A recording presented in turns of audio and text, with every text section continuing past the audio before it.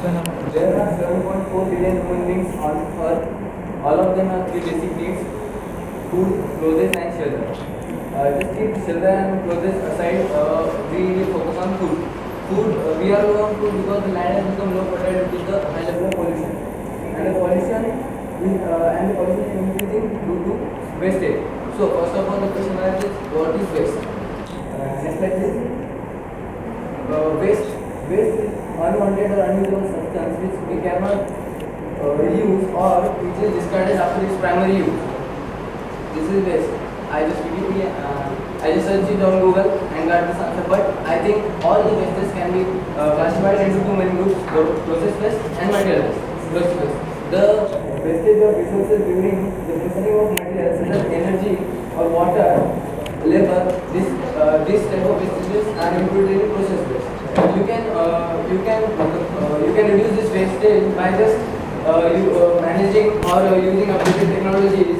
But what about material wastages? We have already started multiple material wastages before. The waste of material which cannot be reduced by just management and technology are known as material wastage. There are two types of material waste. One is biodegradable and second one is non-biodegradable.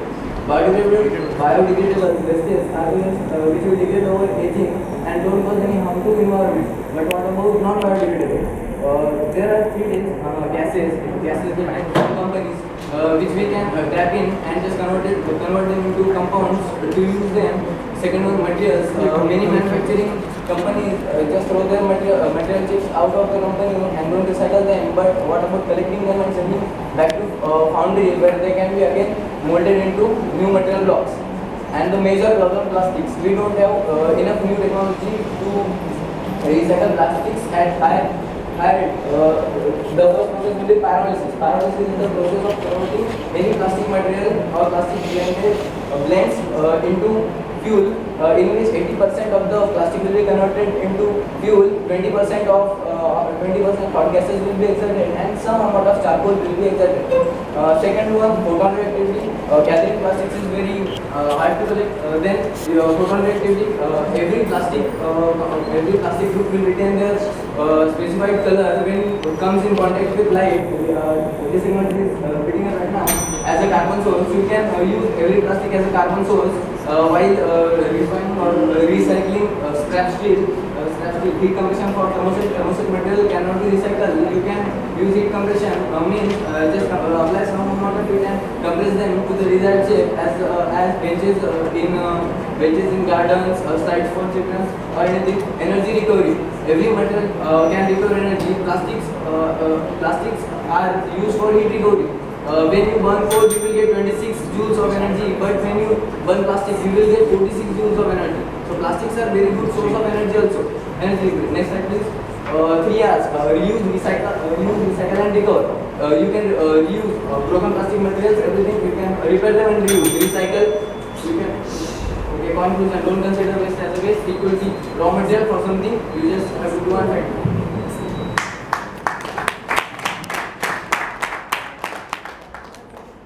Thank you very much for getting out so many things. I just want to ask you one thing. You are talking about the population of India and wastage of the food. If the food is wasted, further we are wasting it. Do you have any steps to take care of that wastage?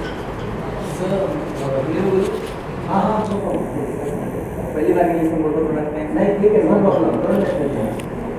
Sir, आपको भी सकता है जितना खाते हो उतना बनाओ, ज़्यादा बनाने की जरूरत है नहीं. इतनी बात है ना, फूड रिसाइकलिंग करने की जरूरत नहीं है, जितना खाते हो उतना बना लिया है. हाँ, हो गया. मेरे पास फंक्शन है. 100 लोगों को बुलाया, 50 लोग आया, 50 लोग का खाना रह गया, उसको मैं क्या करूँगा? सर उन्हें बांट दो. किसको बांटोगे? जिनको नीड है. अब सर ऐसा नहीं है कि आपको भी टेम्पल नहीं गए, आपको कोई लोग निकले, आप पेशेंट को कहाँ से ढूंढोगे? ऐसा नहीं है कि आप टेम्पल नहीं गए और आपने किसी लोगों को नहीं देखा जिनको जरूरत नहीं है फूड की. हमारे पास से चाहिए आप ऐसे सोच सकते. मैं भी करता हूँ. जितना पॉपुलेशन आप बता रहे हो उसके अंदर 20% ऑफ पॉपुलेशन को आज भी खाना नहीं है खाने के लिए. तो उसको आप आइडेंटिफाई करते हो क्या? हाँ सर, करता हूँ. आपने कितना किया? I am entrepreneur sir. कभी भी जाता हूँ, कुछ इवेंट्स लेता हूँ, कंप्यूटर. वो तो आपके विश के हिसाब से जो वेस्टेज को देने का आपने कितना काम किया? वेस्टेज देने का मतलब जो मेरा फूड वेस्ट होता है वो सर हमारे घर के पास जो मंदिर है मैं भी कभी कभी खाना बांट के आ जाता हूँ। प्लास्टिक रिसाइकलिंग की बात हो तो जो कि 50 माइक्रोन के ऊपर की मतलब जो पॉलीथीन होगी उसे स्टोर करता हूँ अपने पास, सीमेंट में काम करता हूँ सर। हमारे यहाँ पे रिसाइकलिंग होती है, उस प्लास्टिक को ले जाकर वाश शटरिंग मशीन में डाल देता हूँ, वो रिसाइकल हो जाता है। उसके बाद क्या करते हैं? रिसाइकलिंग हो जाता है, आपको समाधान मिल गया, इसका रिसाइकलिंग हो चुका है, हाँ। उसका क्या करते हैं? वो आप प्रोसेसिंग है ना सर, क्या सीमेंट डालकर प्रोसेसिंग क्या है, प्रोसेस क्या होता है? क्या प्रोसेस उसके क्या उसके मोल्ड उसके पार्ट्स बन जाते हैं सर, उसके प्रोडक्ट्स बन जाते हैं। वो कहाँ यूज होता है? वो डायरेक्ट इंडस्ट्री में सीमेंट प्रोडक्शन करता है सर। मैं प्लास्टिक को ले जाके दे दूंगा, वो आगे प्रोसेस करके बेच देंगे प्रोडक्ट्स। सीमेंट इंडस्ट्री में जाता है, सीमेंट नहीं, CIPET central institute of plastic engineering and technology. Sir ने क्वेश्चन पूछा था उसी में ऐड कर रहा हूँ मैं। और जो आपके कैंटीन होगा कॉलेज में, फूड वेस्ट होता है उसका क्या करते हो आप?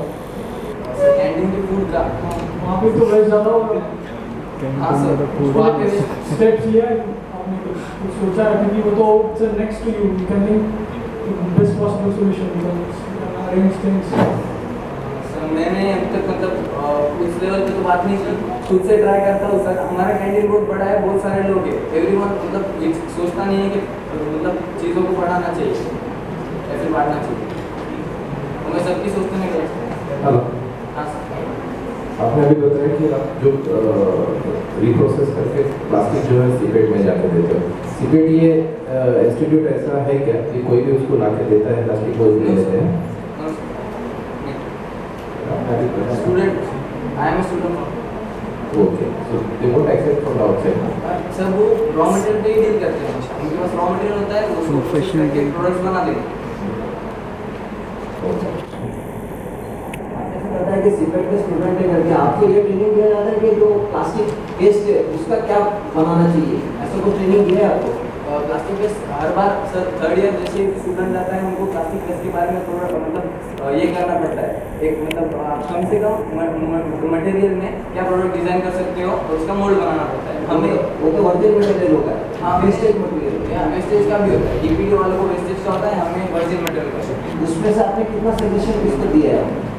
आपके इंस्टीट्यूट ने किसी को कितना सजेशन दिया है? सर इंस्टीट्यूट सजेशन है सर, वो डायरेक्ट मोल्ड बना देते हैं। आप अभी एक स्टूडेंट है, सीपेट के स्टूडेंट है, बाहर आ गए, आपके पास वर्किंग मटेरियल लेने का पैसा नहीं है, आपके पास ये रीयूजेबल मटेरियल पड़ा हुआ है, उसका कैसे यूटिलाइज करेंगे? सर मैं मोल्डिंग डिपार्टमेंट है, वो मोल्ड्स बनाते हैं, मतलब साचे बनते सर, ठीक है, मोल्ड्स बनाते हैं। तो हम जो रिसाइकल मटेरियल आएगा हमारे पास, रिसाइकल जब मैं बाहर खत्म रखूँगा तो रिसाइकल मटेरियल खरीद सकता हूँ, छोटे मोल्ड बना सकता हूँ, छोटे प्रोडक्ट्स को आगे बढ़ा सकता हूँ। नहीं, दो क्या आप मोल्ड बनाते हो, आपको ये रिसाइकल मटेरियल का क्या क्या प्रोडक्ट बन सकता है उसका नॉलेज आपने कभी सोचा है कि पूछा है कि? हाँ सर, छोटे छोटे प्रोडक्ट्स जैसे कि अगर कैरम साइकिल से लेकर कॉम्प्रेशन मोल्ड्स आते हैं उन पर भी काम करते हैं। क्या क्या प्रोडक्ट है आपके पास? सर मैंने कैरम साइकिल बनाया था, मतलब हमारे मोल्ड में जो मेरे बैच है उन्होंने कैरम साइकिल बनाया था, बटन्स बनाए थे शर्ट के, और टेपर पिन्स बनाई गई थी, पेपर वाला मतलब पेपर के लिए पेपर पिन्स बनाई गई थी, और बहुत सारे I was not involve in any project. You should get involve. Sir मुझे मेरा भी प्रोजेक्ट है। उसके बाद खाना तो खाना है ना, अरे हाँ, बहुत खाना जरूरी है। Thank you for your thank you. Thank you so much.